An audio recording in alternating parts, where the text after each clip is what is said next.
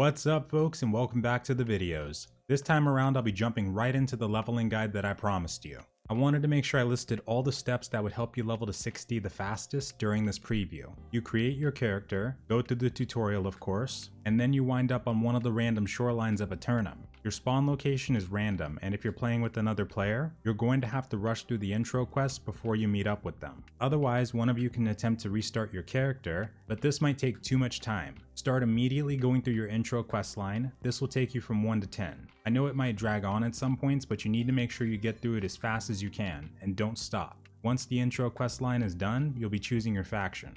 Choose whichever one you like and then listen to these next instructions closely. The fastest way I've seen to get from 10 to 20 or 10 to 25 is through faction PvP missions. Because they automatically flag you, they seem to give a lot more experience than the regular if you complete them. Go with the ones that just want you to gather or kill a few mobs. Also, remember to take the ones with the shortest distance requirements. My absolute favorite place to run these is Monarch's Bluff. Nice secluded location, and if you take the one that leads you to the pirate fort or the mines, those seem to be the quickest. Now if all the faction mission areas are flooded and you can't do PvP or join late, I'd recommend two alternatives.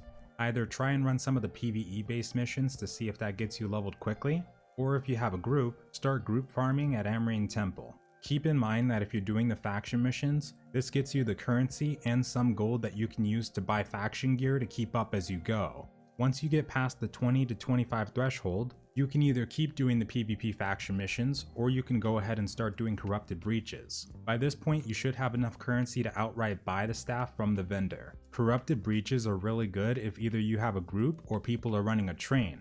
Think of a train like in Guild Wars 2 where the community would get together and run all the dynamic events in an area, and you just have to tag along. For the corrupted breaches, you just need to make sure you get a few hits in on the mobs. Healers should get credit as well, but I would just hit stuff to be safe. Do one of these methods until you get to at least level 50. As you level your territory standing, don't forget to prioritize the experience gain perk. And if you don't see that, go for storage space, it'll help out later.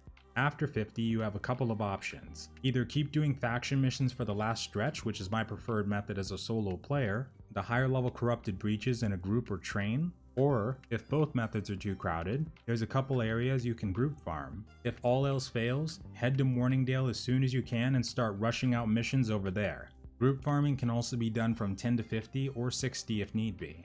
But if you're solo grinding, it would just take a long time. First place I'd recommend for groups after 50, the Corrupted Mines of Eden Grove. This place is one of my favorites for gold farming by myself. It's filled with corrupted miners, doesn't have a lot of annoying mobs like corrupted shieldmen or muskets, and has really good mob density to keep rotating between the spawns. This is where it's located, and this one alone should get your group from 50 to 60, no problem. Also make sure you're always tagging the mobs, otherwise you might not get credit.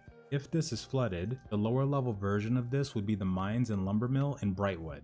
Second recommended area, Sviken's Stand. The area is filled with level 50 corrupted, and this does feature some of the harder mobs, but in a group you should be just fine. For farming method, if you have any mages, round up all the mobs and flamethrower them down, mixed in with any AoE your party has. Other weapons that can help are the bow and arrow and their arrow rain, warhammer with their crowd control, and sword and shield with their AoE. Last recommended area would be Morningdale, up near Scorpius Tower in the northeast. This area should be fairly underpopulated because people just don't go there, but it's one of my favorites. This area consists of level 35 to 45 plus mobs. Should get you to 60, but it'll probably take longer. But keep in mind that you do get bonus experience for being flagged for PvP. Very last area is the south part of Eden Grove. Should have a decent amount of level 45 dryads you can farm on. Keep in mind that once your group gets to about 30 to 35, you can go ahead and jump into the group farming if the other methods aren't possible. Keep in mind that this will all be situational depending on what's available at what time, but make sure you consider all of these options. With that folks, have a wonderful night or day, thanks for joining me, and farewell.